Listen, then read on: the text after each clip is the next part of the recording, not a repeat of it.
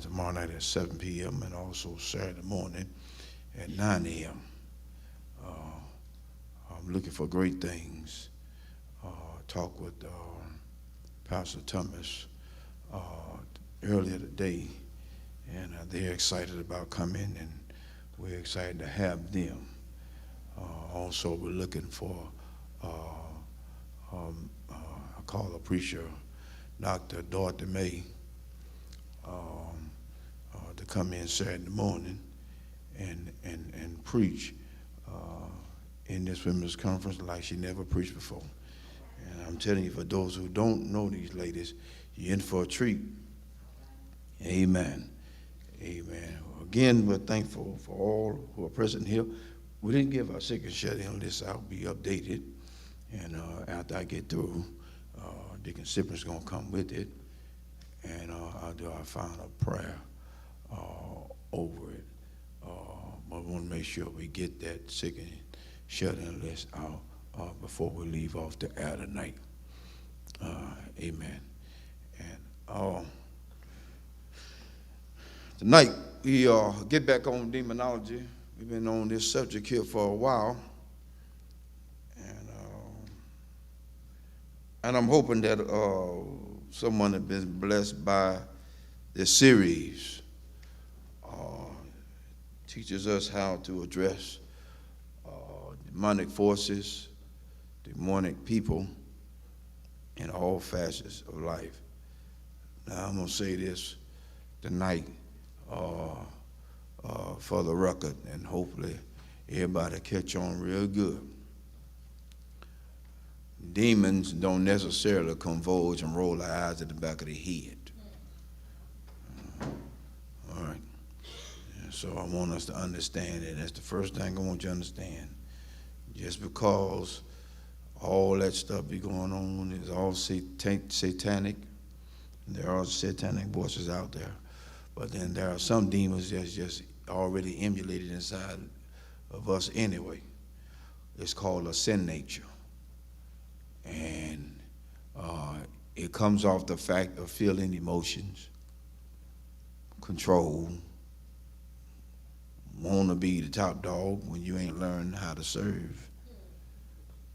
And you want everybody to side with you every chance they get. And that's not going to work in this walk of life anyway. I came up, they say, on the streets of hard knock. Nothing was given to me. Everything was earned. But at the same time, I understand that what God has gifted me to earn, He's also gifted me to give and to be a blessing to somebody else's life. So I can't get mad at another person's success. Because you got to think you've been a part of that success. They may not remember your name, they may not know you, but there comes a certain point where they'll probably sit down in their lives and recognize the true value you brought to their lives. And so that's why I always honor people, period, that has a great influence on my life. I don't take anything lightly. I thank God for my enemies, because they get their props too. If it hadn't been for them, I wouldn't be on the platform where I am now. So you need your enemies. Thank God for your enemies.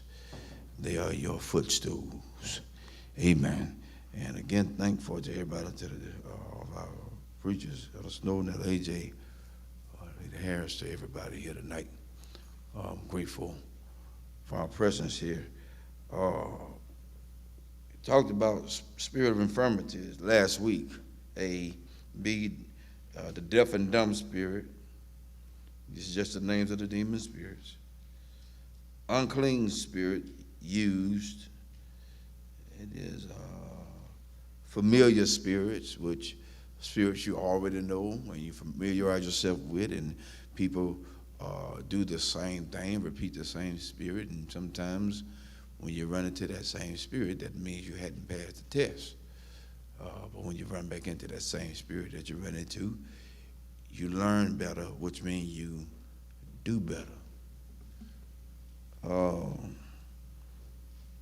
Then Eve was talking about the angel of light being deceiving the spirit.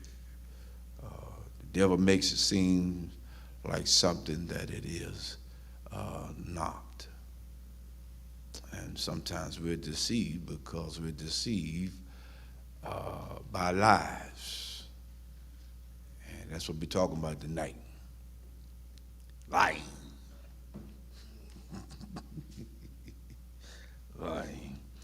Go to the book of 1 Kings chapter 22 and verse 23. And while you turn there, I'm going to read this meaning for the word lying spirit. It says here, it's a lie. In the Greek word, sheker.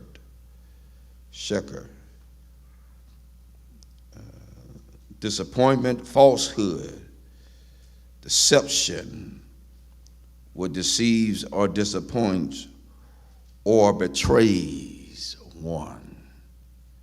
Falsehood.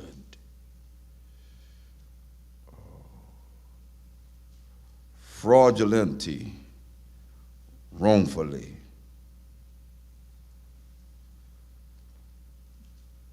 Testify, falsehood. False oath, swear falsely. Ever heard somebody just, I swear on my daddy's mama grave, I ain't, that's their truth, so they can lie to you and they'll lie. And I always told folk, if you got to put somebody else's name on a lie, you're going to tell. They don't need you saying it to me at all. Matter of fact, you ain't got to tell it when you tell the truth, because the truth stands by itself. Yeah. You have to wait till it come back full circle before you make a decisive decision and make it your own. Falsely, self-deceived prophets. It's a lie, falsehood in general, false tongue, in vain, deceit, liar, a sham, without cause, deceitful, falsehoodly, lying, vain thing, wrongly. It says here, the Lord said unto him, wherewith? And he said, I will go forth, and I will be a lying spirit in the mouth of all his prophets. And he said, thou shalt persuade him and prevail also. Go forth and do so. Verse 23, he says, now therefore, behold, the Lord hath put a lying spirit in the mouth of all these thy prophets, and the Lord hath spoken evil concerning thee. I'm talking about a lying spirit.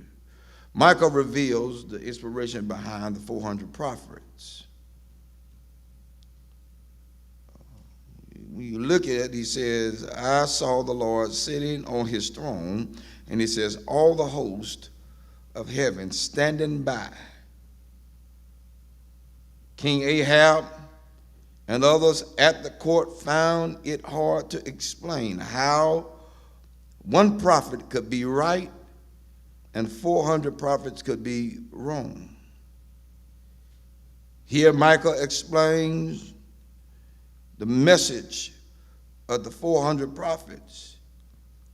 And it is possible that this was just a parable. But it is more likely that Micaiah had an accurate prophetic glimpse into the heavenly drama behind these events. on his right hand and on his left hand. Since the right hand was the place of favor, this may indicate that God spoke to the combined host of heaven, both faithful and fallen angelic beings. Some people forget that Satan and his fellow fallen angels have access to heaven. Somebody read Job chapter 1 and verse 6 real quick. Somebody. Job chapter 1 and verse 6 says Satan and his angels have access to heaven. That's amazing. But it's proven here in Job chapter 1 and verse number 6.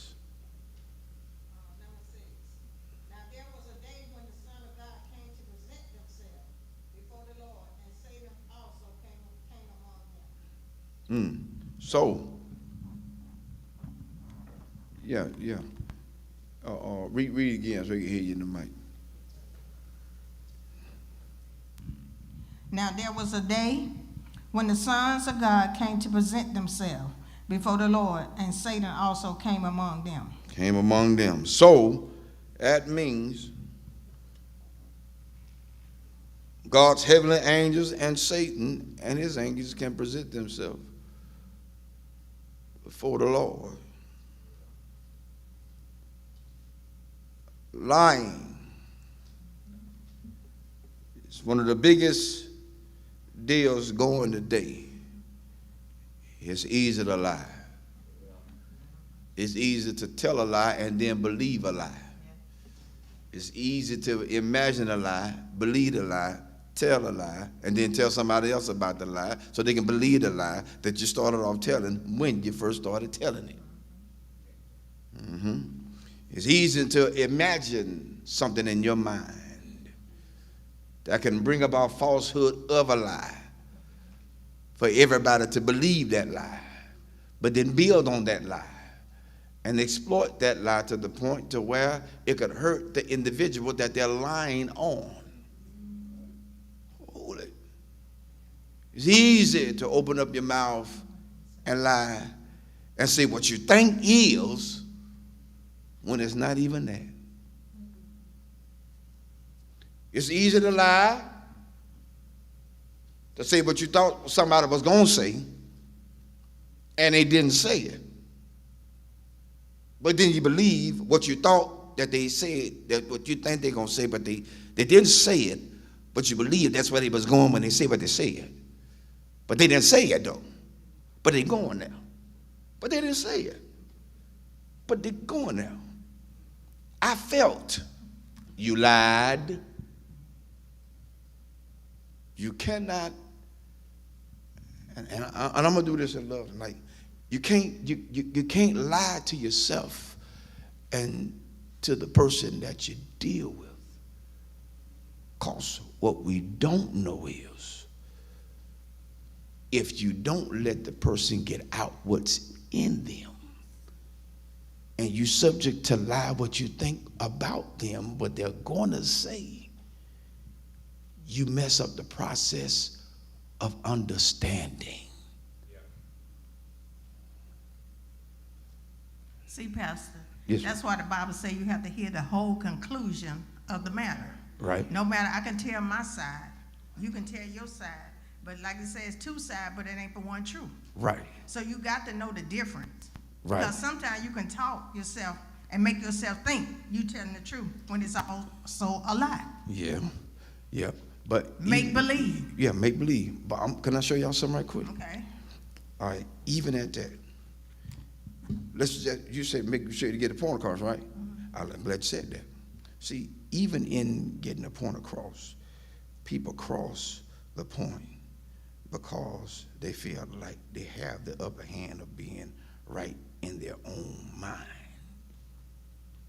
How you gonna hear and you cut across? If I couldn't hear your heart, how can I love you? If I can't hear the intent of what you're trying to convey a message to me about, and I cut across you. How can I hear you? Remember,